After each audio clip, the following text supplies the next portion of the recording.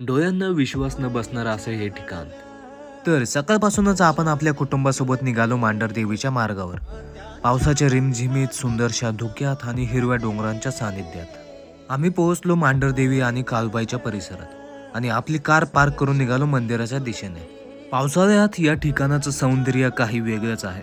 डोंगर, झरे आणि आकाशात दाटलेले गार धुके, प्रत्येक पावलावर नैसर्गिक दृश्य मंत्रमुग्ध करणारं आहे.